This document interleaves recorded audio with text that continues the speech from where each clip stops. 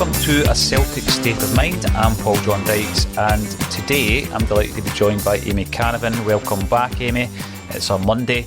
You've had your opportunity to digest the weekend's fixtures, including, of course, a scoreless draw at Easter Road. Now, throughout the weekend, there's a ACSOM WhatsApp group where everybody's chatting about how they feel the game's going to go. It was definitely up and down over the weekend, Amy. Going into the game, what was your thoughts? Were you pretty confident we were going to get that result in Edinburgh? I'll be honest, no. And it wasn't because I didn't think Celtic would perform. I more just thought, oh, this is typical. In the sense that actually what ended up transpired were my worst fears, that, we'll drop players on Thursday, obviously, with Sunday in mind, and I just felt like, oh my goodness, this is going to come back and bite us on the bum, and ultimately it kind of did.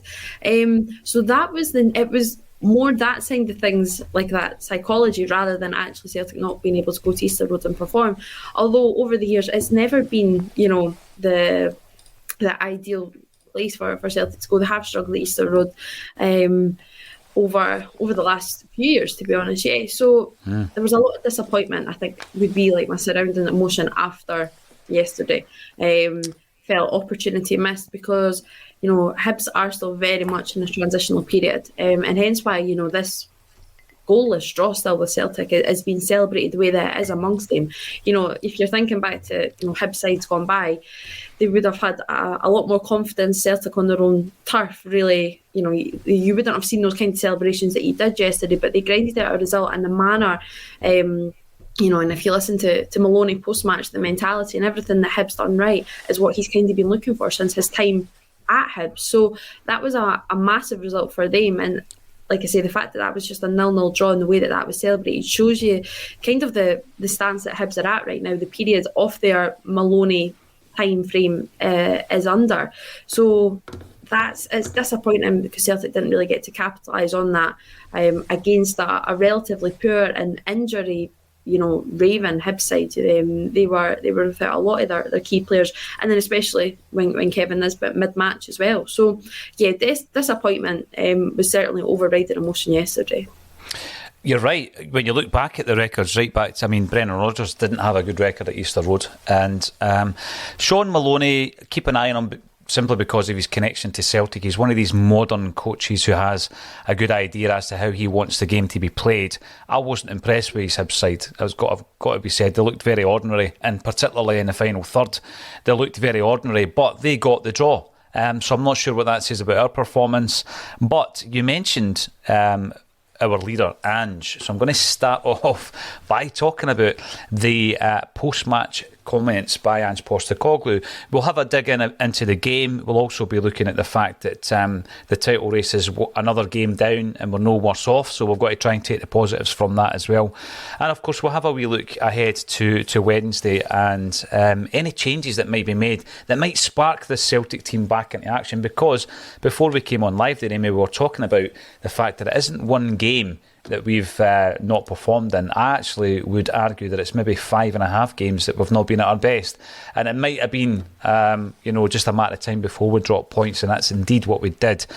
I thought Celtic overall were poor, and we're going to dig into the reasons behind that, Amy, but Ange comes out, he thought we were excellent, and he spoke about the fact that we stuck to our game, just couldn't get the goal, teams sitting behind the ball, poor pitch, not conducive to our style of football.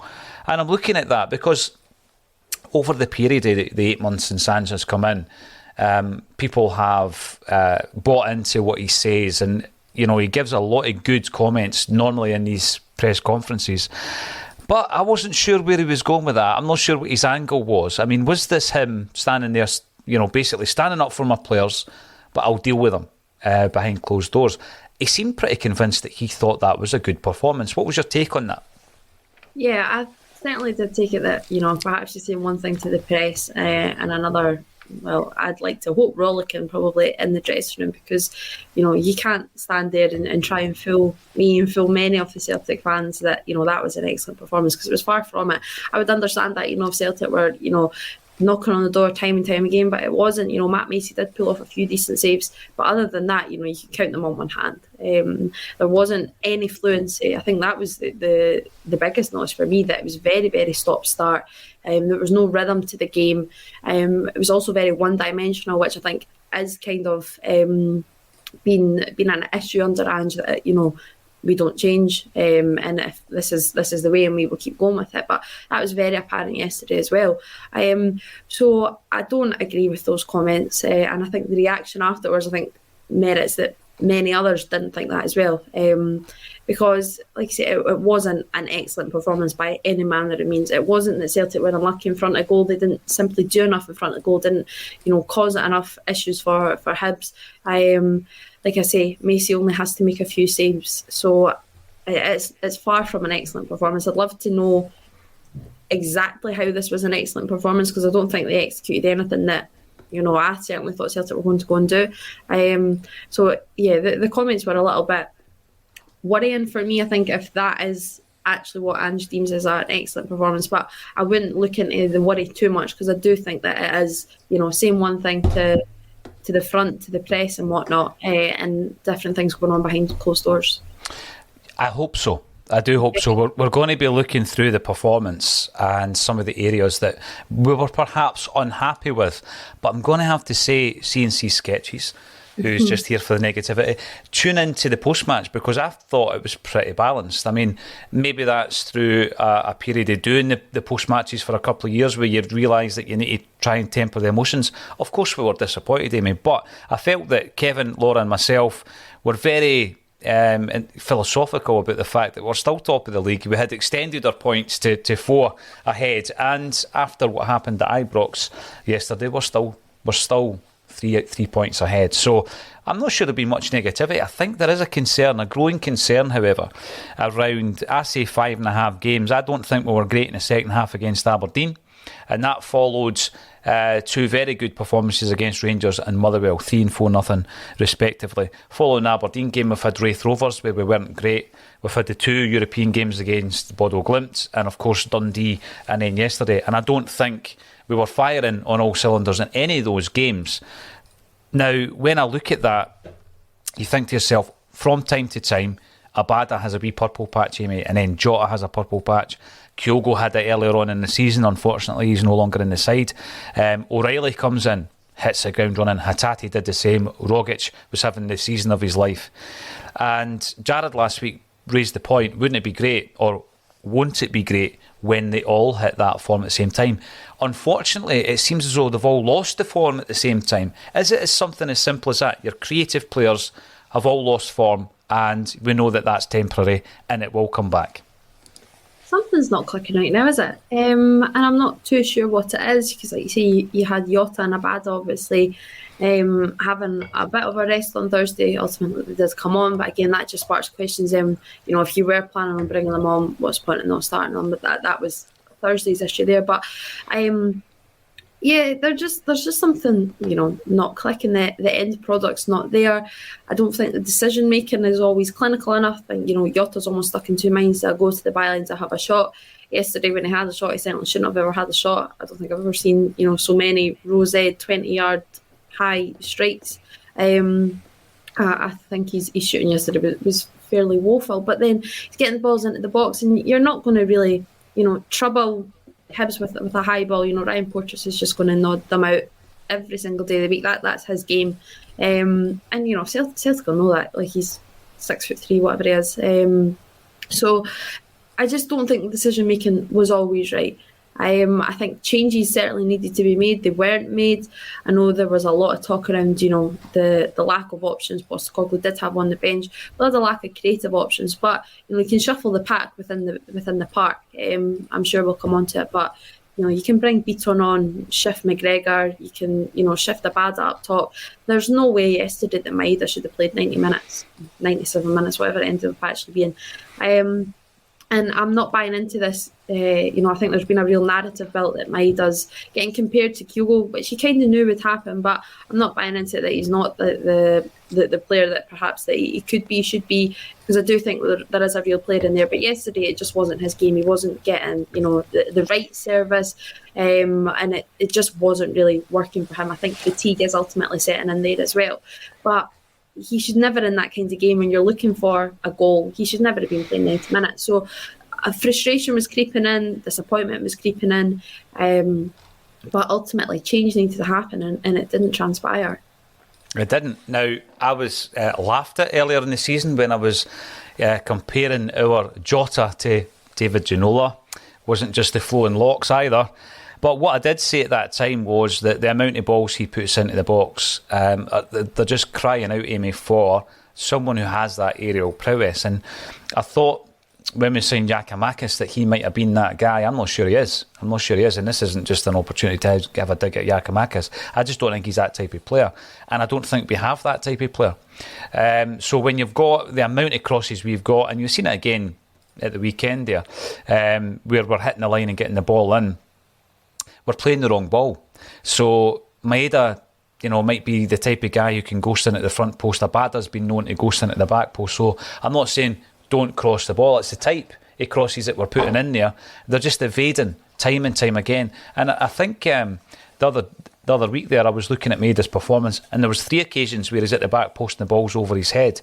Three tap-ins almost, but it's a high cross. Now, it sounds pretty simple. However, we continually do it. We've done it against Livingston. The cross count was 40 in that one game, 20 per half. And we don't have that striker. We're not going to have that striker until at least the pre-season if we decide to bring another one in. So we need to adapt that.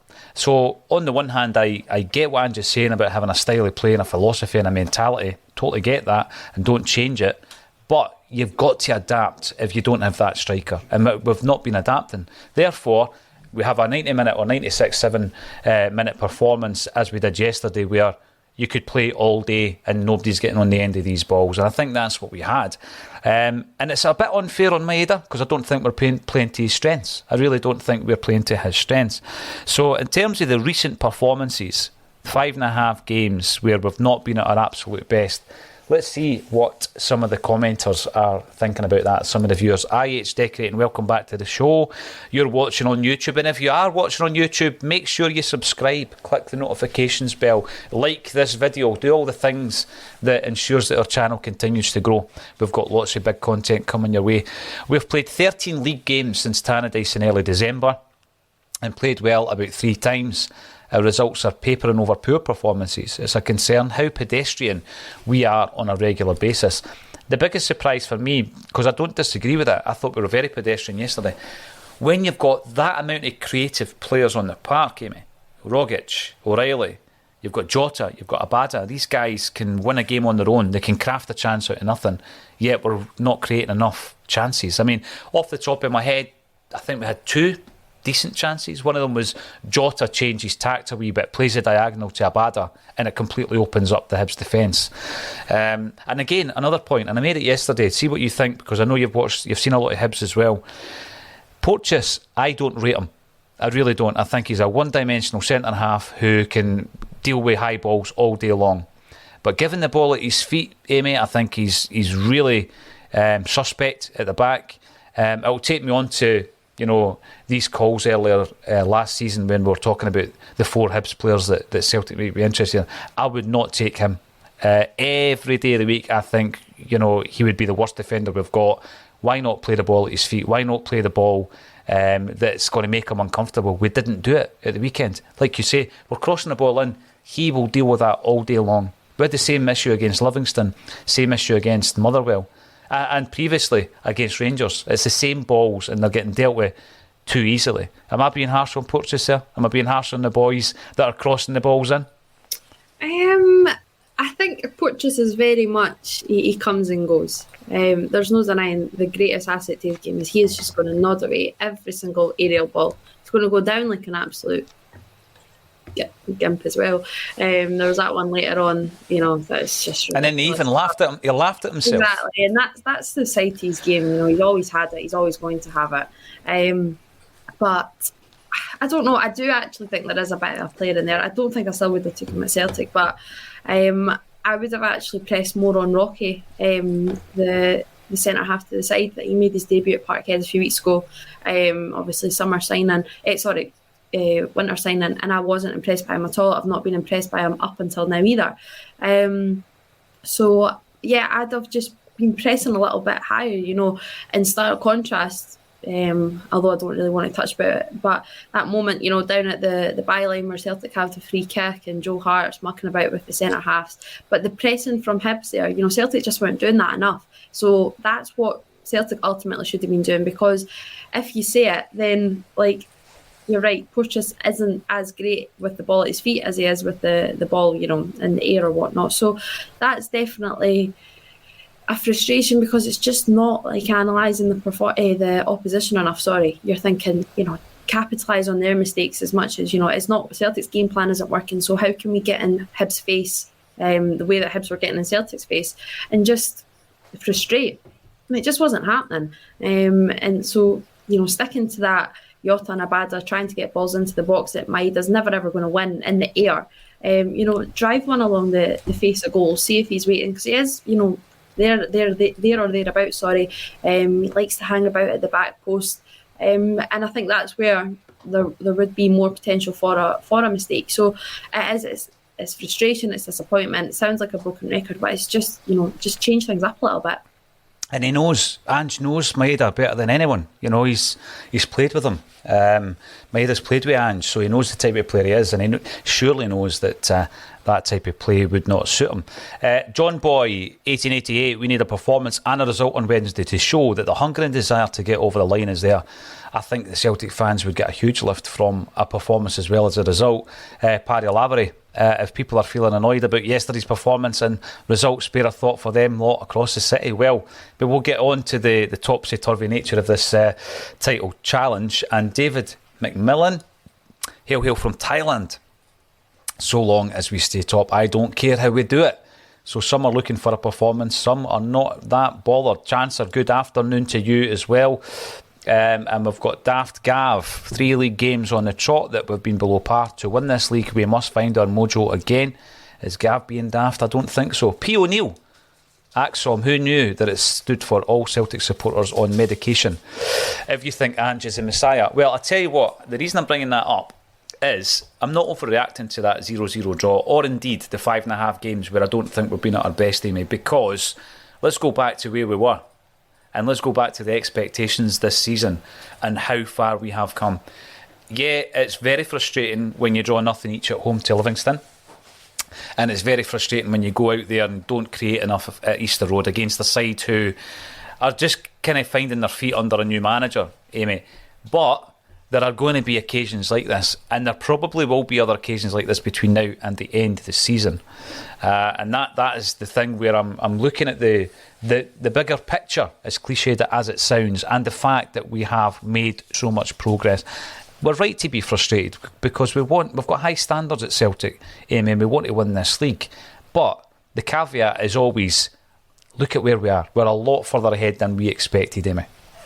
God, yeah. If you even yesterday before, when Rangers were 2-0 up, if you even said to me then, this time in the season, whatever date was yesterday, 27th of February or something like that, if Celtic were 1 point ahead at the top of the table, everybody would be biting your hand off. And so now, there's no denying it. Yesterday you've got away with one, so to still be, let's say, February 28th, 3 points ahead at the top of the table, you're biting everybody's hand off at that. There's no denying the turnaround has been monumental. And mass credit has to go to Ange and the players and his staff.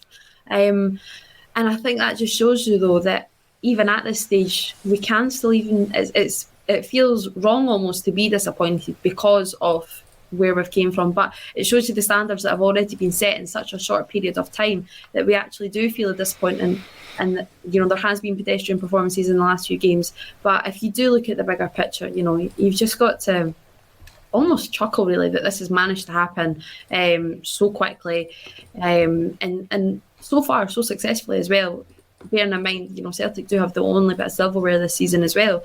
If that could have all been, predicted, I think many people would have laughed because this was supposed to be a rebuild that was taken for years, and my God, Ange was supposed to be out by Christmas. Remember that. So to be where we are right now, March tomorrow, and being such a, comfortable is not the word, but to be in such a a positive position really within a title race, because ultimately we are.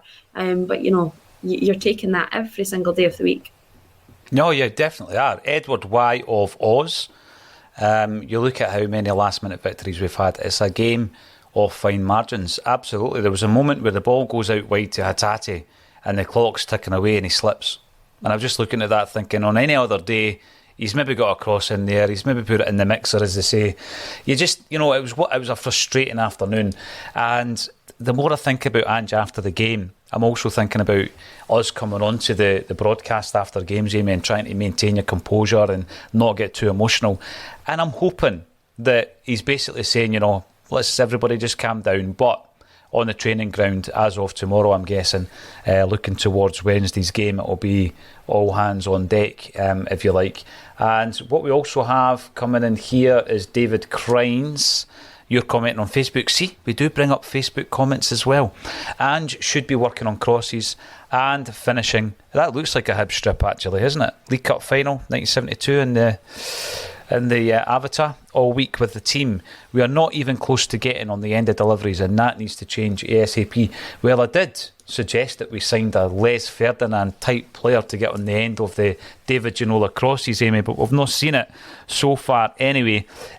Celtic versus Hibs, the performance. Let's have a wee chat about Abada and Jota back. We rest them on Thursday night. Why were they so ineffective? Have teams started to suss out some of our star players, Amy? I think ultimately every team will, towards this end of the season, this tail end now. I don't think they're getting as much space as they were at the beginning. I think it does actually come from a Celtic problem, though. I think it comes from, the deeper players within Celtic. I think and it goes back to what I mentioned earlier, decision making, I think it's just almost reading the game a little bit wiser, Don't always, 10 phases of play constantly go Jota and then we'll go Abada, switch things up a little bit. I think it just becomes quite easy to read. So as much as I do think that perhaps opposition players ultimately are going to be a little bit more streetwise about, Abada's going to want to go to the wing, Jota will take you on. So I think it does come from the deep within Celtic. Just switch things up a little bit.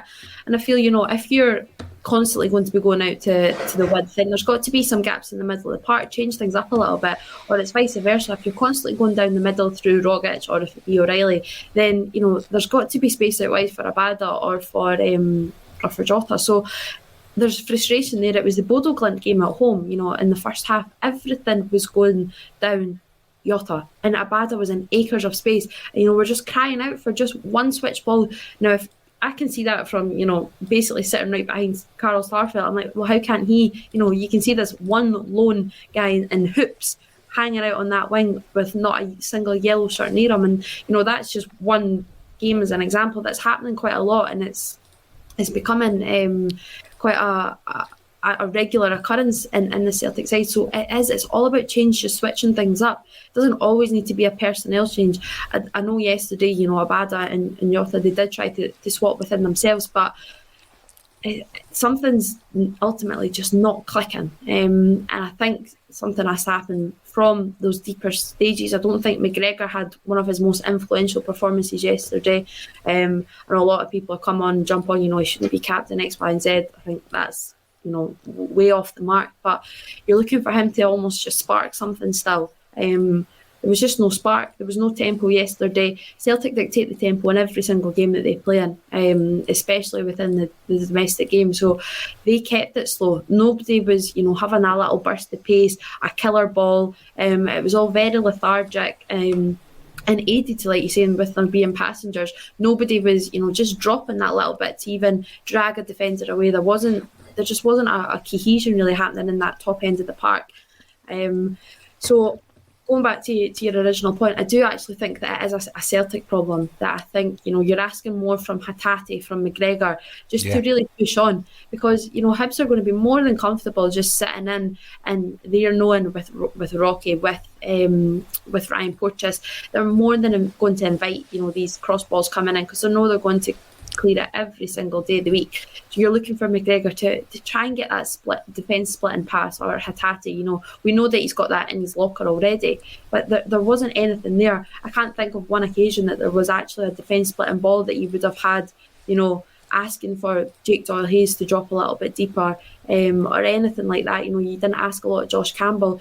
They were quite comfortable because they knew that it was just going to be a ball from wide, like you say, from Jota Rabada, and it was going to be too high for Maeda, and either Macy was going to come out and collect it. There's a recurring joke that, he's 6'7", because everybody seems to go on about it. So that he's that height. Don't try and deliver a high-rising ball right on top of his goal. That's just bread and butter to him.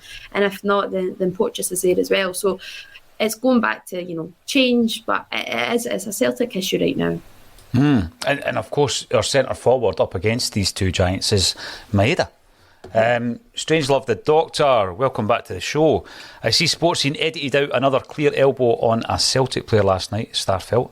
I wonder if they just missed it again. Well, interesting enough, after the game yesterday, after covering the game on the Bulletin, straight home, Amy, I'm getting to that age where an afternoon kip is something that happens from time to time, and I just thought to myself, if you look at the comments or hear the comments after the game, I wasn't thinking for a moment that Motherwell were going to get anything at Ibrox. So I've just had a kip and I've slept all the way through that and woken up to the WhatsApp meltdown that ensued. Still a bit bleary-eyed, wondering if I'm half awake, and obviously I heard the result at Ibrox. So I didn't watch any other games and I didn't watch the Sports Scene edit. However, it's a good point he makes, because it was Doige, wasn't it, that went up, led with the elbow. Starfelt took a sore one. Yet Starfelt's the one coming in for criticism from Sean Maloney for his tackle on Nisbet. I didn't think that was a particularly bad tackle. I just thought it was unfortunate the way his boot caught the turf and he's gone over on his ankle. I didn't think it was a bad tackle. Amy? I don't think it's the worst that I've seen. I understand, obviously, Sean Maloney's going to come out, he's going to have to defend his player, but, in every single post-match interview, he did reiterate, I felt that was a bad tackle. So it's clear that's what he believes. It wasn't a slip of the tongue or anything like that. And I didn't particularly agree with those comments either. I think it's a challenge that deserves to be made from both players. And I think it is unfortunate, and I'm not denying, because it does look a sore one for Nisbet, but he did ultimately walk off as well, which is always a better sign. But I think it's just one of those, that is an unfortunate kind of decision, or outcome rather. But I don't think it was a horrendous tackle by any manner of means. And I'm pretty fair on that. When it's a poor tackle, I'll be pretty honest. But no, not saying that there were any worse ones yesterday, but I've definitely seen worse, throughout the season from both parties, on Celtic and by a Celtic player. The comments on Starfelt, I was looking at Starfelt's performance yesterday, and actually the defence, I thought the defence was pretty solid, other than that moment that you mentioned, and we'll come back to that with Joe Hart. But I thought Starfelt was pretty composed throughout the game. We give him stick when he's had a poor game, and I think it's only right to say that I thought he was pretty decent. The only criticism I would make of the defenders is that when we obviously try and get Jota and Abada in the game as much as possible, but very often we don't miss out the pass to Taylor or Juranovic first. So the inverted fullbacks, the ball has to flow through them before Jota and Abada get it. The minute we miss them out and go directly to the wingers is where we start getting Hibs on the back foot, Amy. It's something as simple as that. Let's just do it faster. We're meant to be about tempo. I saw a defence in Bodo Glimt that did it with tempo. They actually did, goalkeeper to centre halves, and then they're on the attack pretty quickly. I don't think we're doing that yet. We keep talking about it, this style of play that Ange has implemented, and I still think that it's laboured. It's Carter Vickers to Starfelt, back to Carter Vickers, maybe out to Taylor, and it seems to go from left to right, rather than making that pass. And I know that it's a riskier pass because you're going through more bodies, Amy, but is it something as simple as let's just up the tempo? I thought that was Ange's game. Yeah, that's, that's kind of what I alluded to earlier on, that Celtic do dictate it. But yesterday it was just rather slow. And obviously I labelled, McGregor and Hatate needing that defence split and pass, but it can come from deeper as well. In all honesty, I know that perhaps I've been more critical of Starfelt, but I think Carter Vickers has actually been the shakier over the last few games. I feel he's almost playing every ball safe. He's asking a lot of Starfelt. Every single pass to him's, sideways, and it is always to Starfelt or Juranovic. But that's when you're asking Juranovic almost to drop deep, and that's that's the last thing you want, and you want him right up there supporting Abada on the overlap. So I don't think anything particularly went wrong, other than, like we say, that moment, but it needs to be just a little bit quicker. I don't want Starfelt and Carter Vickers, and I know every defensive partnership, if you look at, when you break down games, the most passes are usually in between the two centre-halves, but it just needs to be a little bit sharper, They're more than comfortable playing in that little triangle with Joe Hart as well, but it's inviting pressure. Obviously, yesterday down in that bottom corner, it showed that for so long why we've been so worried. We've been dying for Celtic to really cut that out. But just a few passes quicker, as you rightly said, not always having to go through Taylor, Juranovic and whatnot. Not always needing to go through McGregor as well, actually. Let's just get the ball at the park quicker and see what happens. But by no manner of means, it's not a complete and utter disaster. These are just little tweaks. And I understand perhaps it's maybe seemed a little bit negative up until now, but it's not. It's just, yesterday wasn't a great performance. It happens. It's okay. But there's just little tweaks that you think could maybe help. Yeah, definitely. Now, Gary Oliver comes in, Amy, to remind us of a couple of players who are out injured in Kyogo and Turnbull, and suggests that they would give us the lift we need just now. We are so flat and lacking options. Don't say to Ange that was a flat performance. He might not take it too kindly. But we do seem to have lost a wee bit of that spark. Is it something as simple as we've discussed as 4 or 5 year creative players losing a wee bit of form all at the same time? Or the reintroduction of these players? And I don't know when Kyogo's coming back. I'm not sure when Turnbull's coming back. But one player we do have back, and we don't seem to have utilised him that often, is Chris Jullien. Now, this might seem a bit left field. He dropped out of the squad. He wasn't on the bench at the weekend. Nothing much was made of that. Hopefully, there is no reoccurrence of his injury. But when we're talking about, for example, Carter Vickers, who I've been hugely impressed by and would buy him in a heartbeat in the summer, absolutely no doubt about it. But I do think that sometimes it's a bit laboured, that kind of the tempo slows down, inevitably passes it to Starfelt, often on his left side, which is his weak side. And then there's a lot of occasions, like the Hart situation, where we start playing unnecessary balls across the face of goal, etc. And I think Carter Vickers is part of that issue. One of the best, for me, and Alan Morrison might have stats that back this up or otherwise, one of the best centre-halves we've got for playing long-range passes is Chris Jullien. And I think that, Jullien's return to the side was welcomed by us all, because we think back, and this inevitably happens, we think back to all these good performances. I know that he's not the best defender in the world. I know that, I get it. However, I think he does bring a different dimension, and I would like to, and I'm looking forward to seeing him playing in the heart of Ange's defence, because I do think he brings the passing ability in, Amy. But, he disappeared from that side without even a mention at the weekend. How big will players like Jullien, Turnbull and Kyogo be if and when they come back? I think Jullien and Kyogo in particular, I think it's odd, just a matter of weeks where we were going, pre-injury to Turnbull, he just wasn't really hitting the mark. But I actually do struggle to see where Turnbull reaches his side, even when Rogic isn't playing up to his best strength right now. I still think up until now, Rogic has had an unbelievable season, and Matt Riley's a player, and I hope he certainly starts on Wednesday. I think he deserves now that run of games ahead of Tom Rogic, because it's been a few performances off the back now that Rogic just hasn't quite hit the mark.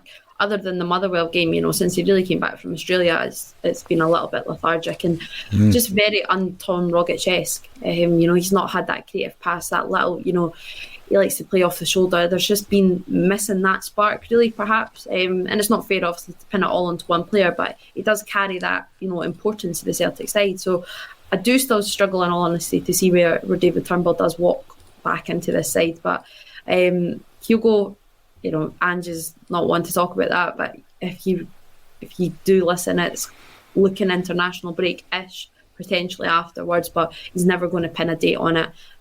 But Julian's admission, it was an odd one, and like you say, it's the fact it just goes under the radar. How is it all of a sudden okay now for him to totally and utterly slip back out the side?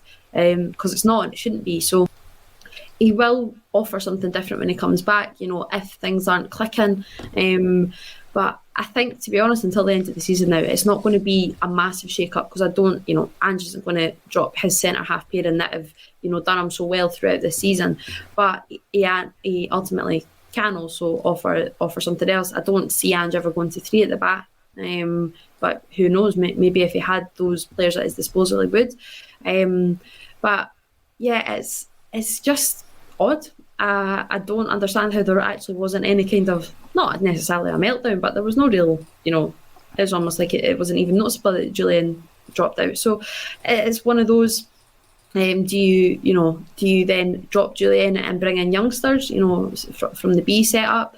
Do you look at something like that? Obviously yesterday it's tricky as well, because Celtic obviously play the early kick-off, Celtic B kick-off at 3. So it's these different things all kind of add up as well. So it's tricky. Now, Kenny Whitson.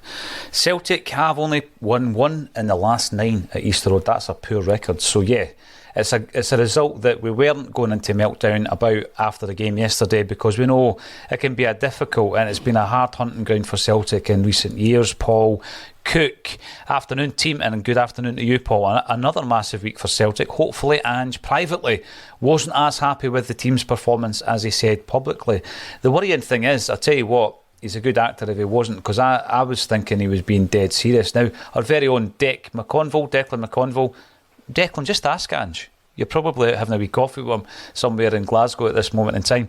Declan would say that we last played well in the first half at Pittodrie. Talking of ACSOM contributors, Tony Haggerty hasn't even had a mention of Amy. What's that all about? And we're 36 minutes in. Yes, Tony is just a wee bit busy this morning, that's all. That's why he's not on. So we'll look forward to seeing him on his usual Friday slot as well. Now, you mentioned Tommy Rogic. He's a player who often can pull something out of nothing. A bit of magic. Amy, we've seen it so many times. But another thing, in games like this, and I thought the same against Livingston in a nothing each game. I thought the same against St Mirren when we went over there and drew nothing each as well. Sometimes you just need, a shot, not a speculative shot, a shot from one of the players that isn't walked into the back of the net, that hasn't resulted in hit the byline cross goal. And the type of player that Rogic is, he's one of the players that you would expect to be doing a lot more of that. We haven't really seen it in recent times. The other players, of course, Turnbull can score from range. He's been out the side. And then we have Matt O'Reilly, who has proven that he can be a bit of a dead ball expert as well. Why is it, Amy, that we're not doing it? Is it as simple as the opposition team has 2 banks of 4 defenders in front of you, and you're always up against a sea of bodies? Because, sometimes that's all you need. Break the deadlock, and then the thing opens up. It's odd, last season we were all crying for Ryan Christie to stop shooting from distance. Obviously it's not Christie this time round. Is he still shooting from distance down in Bournemouth? I don't know. I couldn't tell you what's happening at Bournemouth right now. I wonder if Colin's following his progress. Colin was a big fan, wasn't he? Colin was a big fan, wasn't he? I'm sure he will. He'll have an Alan Morrison-esque, in-depth spreadsheet. Here, exactly. Got on Microsoft Excel or something. I don't really know why there's not, I don't think it's obviously being encouraged. I would certainly assume that's the only real reason, because, Tom Rogic, of all people, certainly would be more than partial to a little pot from distance, because he knows he's got that in his locker and he knows he's more than capable of it. When Jota done it yesterday, especially, was it 89th minute, he might even been in additional time late on, extra touch after touch, moving sideways along the box, and then rifles one, I think's almost still coming down. So perhaps it's just not really in the armoury of players, but it is in Rogic, so it's a little bit of frustration. You can only assume that it's not being encouraged, that it's meant to be, more fluency, get down into the wings, a ball across, but it's kind of what we're saying, that it's very one-dimensional. There's not even changing it up, having a shot from distance. To be honest, if it goes out for a corner, I don't think that's much use, because Celtic are so terrible at corners. It's actually laughable now at this stage. When was the last time Celtic scored from a corner? Because I'm not having that Wraith Rovers goal, because it wasn't right directly from it. It was a wee nod on, but it's frustrating. I think another stat came up yesterday. When was the last time the Celtic scored from a direct free kick? I don't think it's happened this season. It was a crazy number. So there's something not happening from these dead ball situations that you sometimes just need that little bit of luck. What's the point? In getting a foul in these kinds of areas, which is going to be so prone to a Celtic side when you've got the footwork of O'Reilly and Rogic. There's always going to be fouls and free kicks on the edge of the box. You've not got anybody over them who can really, take one. And what was that with Hatate yesterday? Did you see that when he was crouching down at free kicks? No idea what that was about. Not got a clue. I don't understand what. Maybe it's just to confuse the Hibs players. It certainly confused me, because you're thinking if he stood up, surely that would block Matt Macey's view more. Crouching down, that was an odd one. I was not sure. That was odd. Perplexed is the word, Amy. Strange Love the Doctor back in the comments section on YouTube. How many shots did Hibs have? Well, let's bring up the stats. So Hibs had two shots, none on target. 0 on target. Celtic had 13 shots with 3 on target. Possession 61 against 39% in Celtic's favour. This is where it gets a wee bit interesting. Corners 9 against 3. We do nothing with them. But 61% possession, Amy, but we gave away 16 fouls to Hibs' 9. So once again, when I look at the balance of play, how can you give away so many free kicks when you've got the ball? It's interesting. But talking of which, we've not mentioned this, there was the shout for a handball. Jota, I think it ricocheted off one hand and hit another hand in the Hibs box. Margins, you get a penalty, it could be the decisive penalty, but it wasn't to happen. Barry Flaherty, too many changes. We are a one-man team, and without Kyogo, the flair is missing. Has Jota fallen off a cliff? Well, since Kyogo's been out the team, we have seen a bit of flair from the likes of Jota, Abada, Rogic, I think Hatate, and O'Reilly. And it goes back to that point. You would never guess 5 or 6 players would all lose a bit of form at the same time, but that seems to have been what's happened. It's not going to happen. It's not going to happen every week, though. Amen. And you've got the quality there, and it's going to come back. Michael McDonald, what do you want him to say? Throw the team under a bus? No, not necessarily. But my biggest concern is last season we were served up the same old tripe after every game. Oh, I'm bitterly disappointed with that. I'm not sure, and you're thinking, well, let's hope you do have the answers, because although I don't like seeing players or the team getting thrown under the bus, I'm sure it can sometimes be used to the advantage. If that's what motivates a particular player, and Ange will know better than any of us what motivates the players, then fine. I'm kind of hoping that, like Michael says, we're not throwing them under a bus in front of the camera, but maybe there's a few words to be had in the dressing room. And here we go from Green Lichty, but not O'Reilly and Rogic. Together it doesn't work. I agree with that.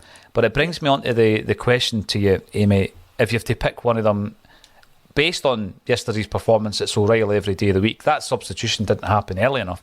But if you have to pick one of them, is Rogic now second choice in that respect? It's tough. It's almost one of these situations that there's not a first choice or second choice. I think it is going to be very much a game by game basis, and very much form by form, which it really should ultimately be actually throughout the side. But I don't think either is you're not going to go it's Rogic is streets ahead of O'Reilly or vice versa.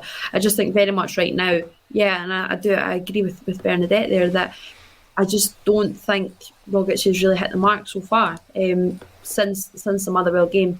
And again, that's probably because he's set ridiculously high standards this season, and he's been, so instrumental, little just chinks of absolute joy, of magic. But O'Reilly came on yesterday, and I feel that he probably made the biggest impact out of anybody.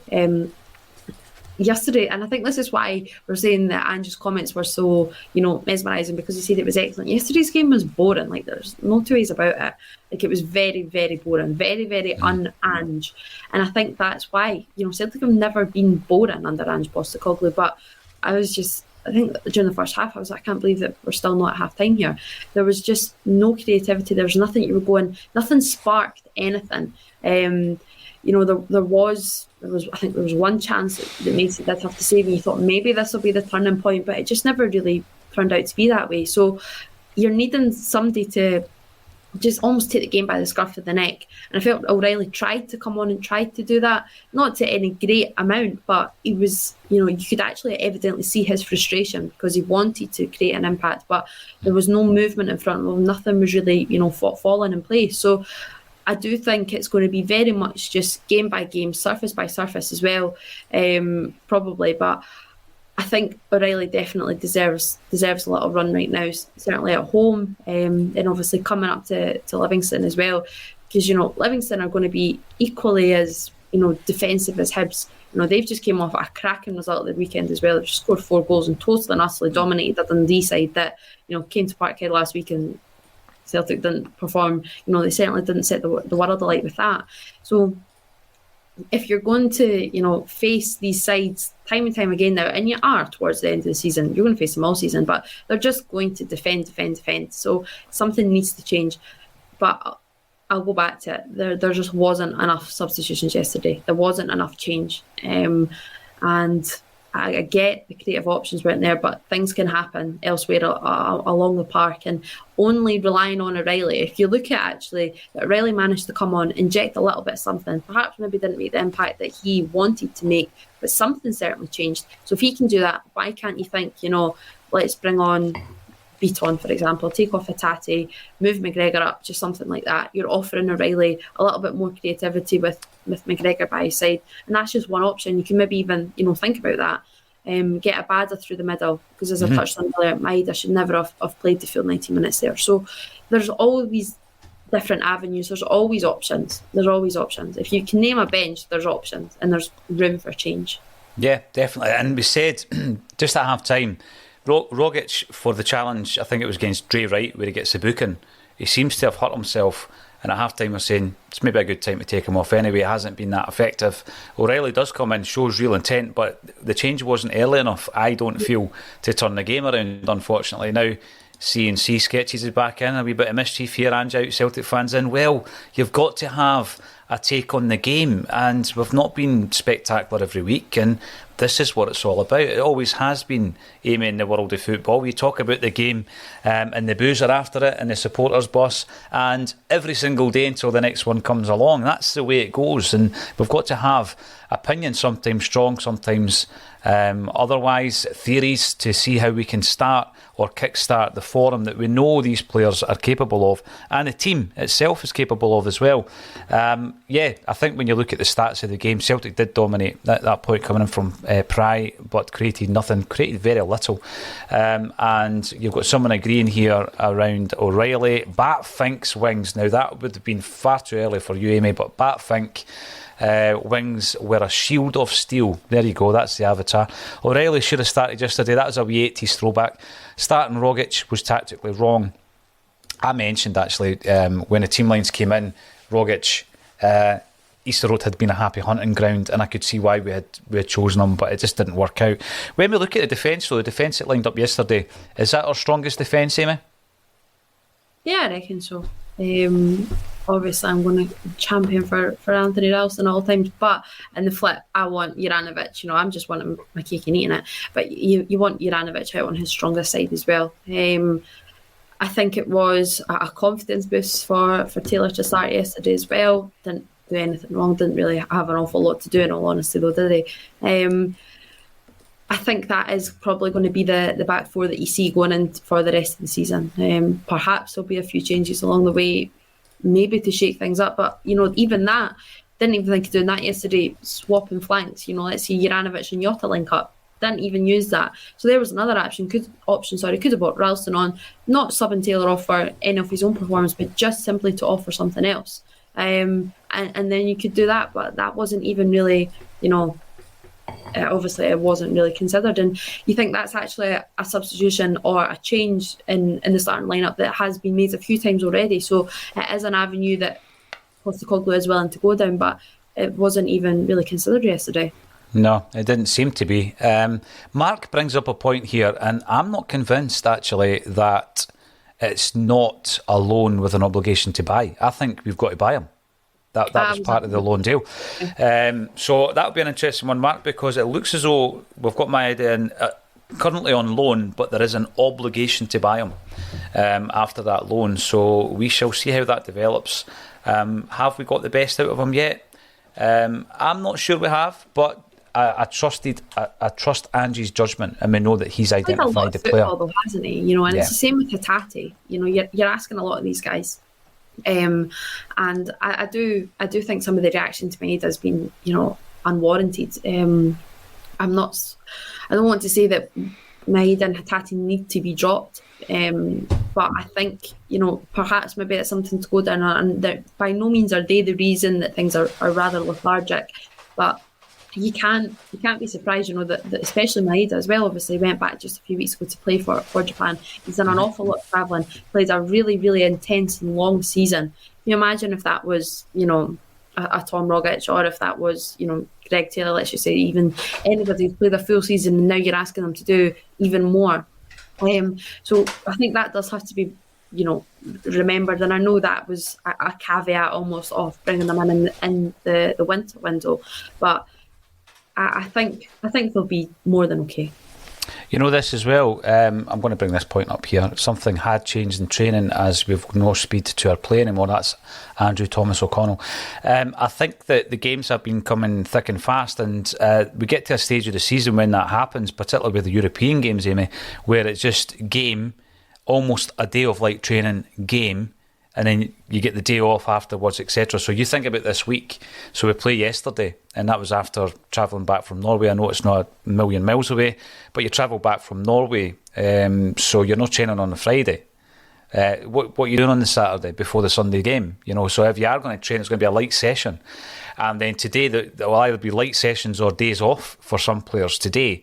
Tomorrow you've got one day to get the group together before another game on Wednesday. So at the moment we're in the midst of that kind of fixture scenario. So in terms of the training, perhaps we haven't had the training or the full squad get-togethers as often as we would like.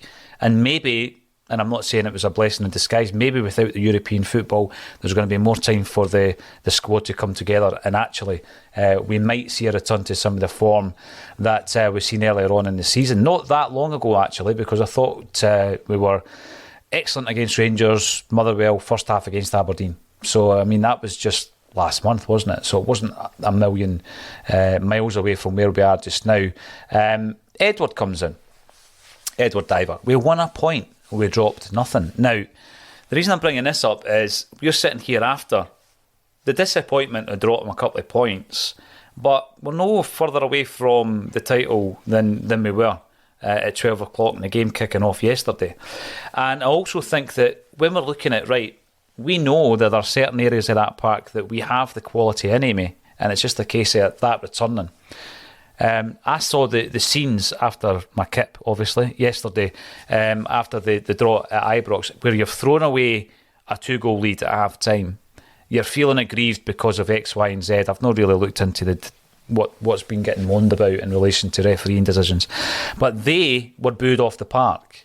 We're going into the game against St Mirren on Wednesday night thinking, right, we really need to find a mojo back, hence the headline on today's show.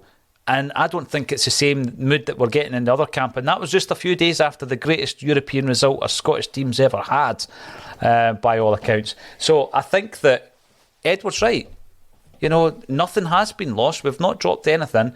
And in terms of momentum and confidence and the mood in the camp, I'm pretty sure Celtics will still be pretty high. Well, Celtic's result yesterday is a far lot better than Rangers. There's no two ways about it. Yeah, Celtic were really, really boring. Didn't create an awful lot. But, to chuck away a 2-goal lead, a very comfortable 2-goal lead in your own backyard as well, against a Motherwell side who they're not up to an awful lot right now. And I actually do quite like Graham Alexander, and I think that he does try and do a lot, but I don't think it's clicking right now. You know, this is a Motherwell side that Celtic easily could have beat, 6, 7, 8-0 just a matter of weeks ago. Celtic absolutely destroyed them. That is we said at the time, that's one of the most complete performances actually from Celtic, I think, under Ange Postecoglou. Everything really was clicking. So yeah, you've got to, I think Celtic ultimately let off the hook a little bit yesterday and got away with one, but it's constantly right now, it's about, momentum shifting and whatnot, and which way does the pendulum swing, but it's still very much in Celtic's favour right now, because Celtic didn't create an awful lot, but didn't do an awful lot wrong other than not score. But Rangers, that's a shift, as you say, getting booed off your own turf after, for the last few days, you've been lauded as, this is, as you said, this is the greatest modern result in Europe for a Scottish side, or whatever it may be. Okay, but fair enough. That's quite a fall from. That's ultimately a fall from grace. Does this mean Motherwell are better than Borussia Dortmund? I don't know. So I think that we have to remain upbeat, and this morning I certainly think that we've certainly woke up a hell of a lot happier. And would you really want your side, I imagine, just last week with Celtic against Dundee, we'd have been bitterly disappointed if it ended up being a 2-2 draw. But Celtic dug it out, and in your own pitch, your own back garden, whatever you want to call it, they're the performances, and they're the ones that matter when you've got 50,000, 60,000 fans on your back. Mm-hmm. And there was a lot of empty seats there, by the way. When I saw it, I mean, that's true, yeah. P. O'Neill, let's not throw the baby out with the bathwater. Kalmack is not a captain. We were lauding his captain ability against Rangers. Chris Sutton pointed out that wee team talk he was having before the game as they were warming up. I don't think we need to overreact on a lot of these things. I think if you look at that squad, he is definitely the captain of that team, without a doubt. And I think that with the amount of new players coming in, McGregor will have been that focal point for them all during the last few months, since the beginning of the season, and also since January, when the January recruits came in. So in terms of the changes, I don't think you need anything quite as big as looking at a captain. I think it's tweaks. It's just tweaks. Now, at the weekend, we've mentioned the fact that there weren't that many substitutes brought on.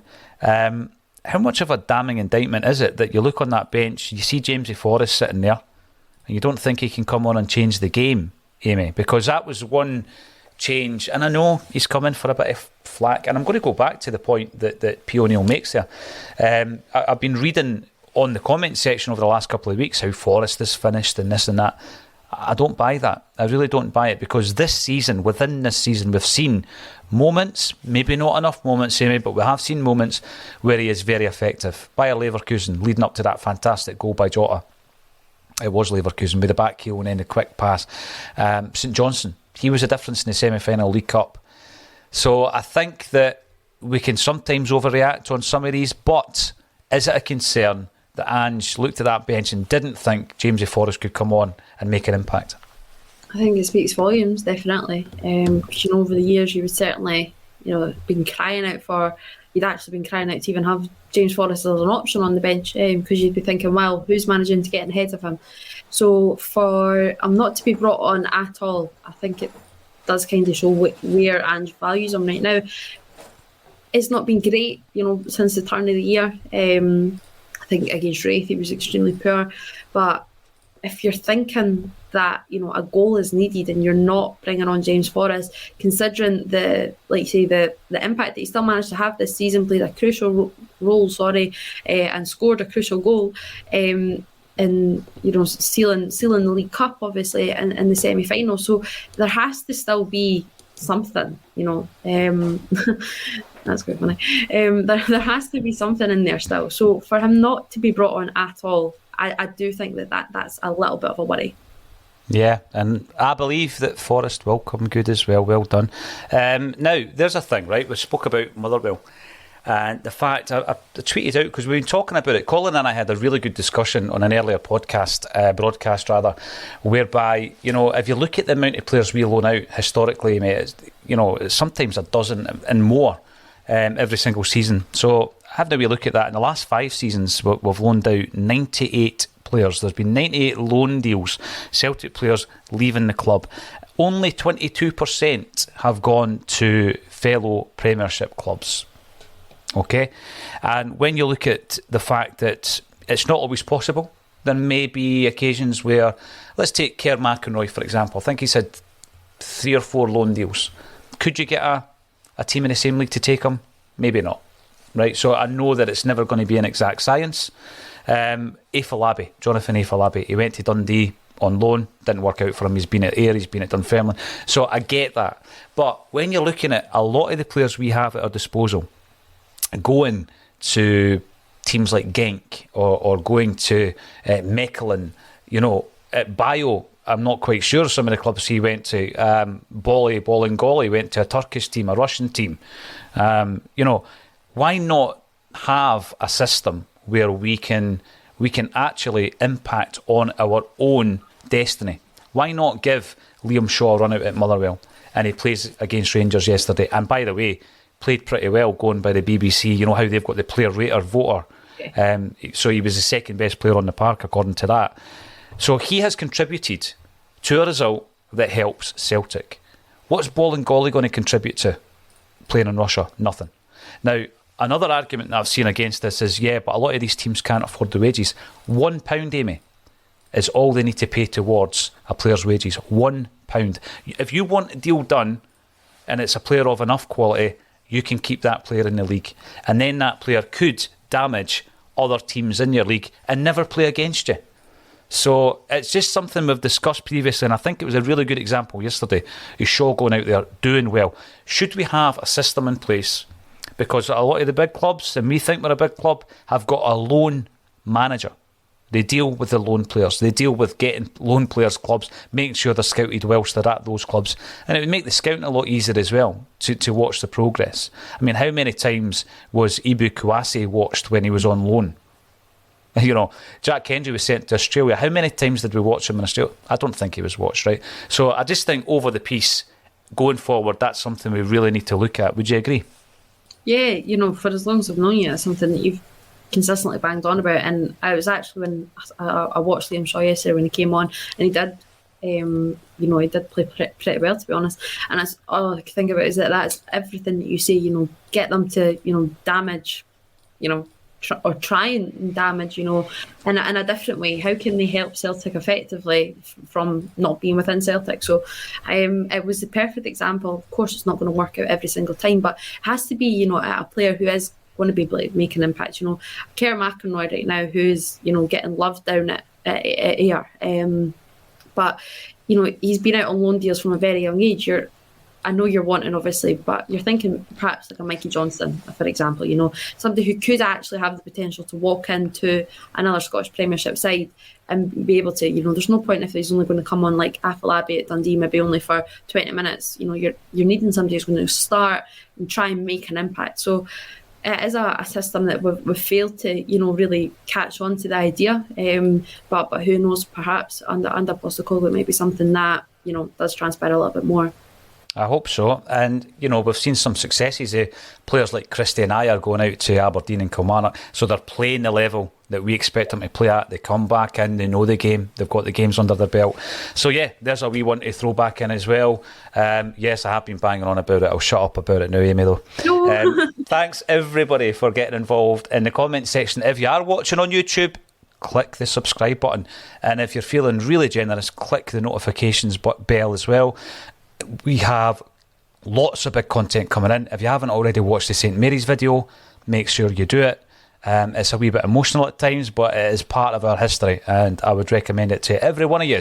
All that's left for me to say, Amy Canavan, thank you once again for joining me on A Celtic State of Mind.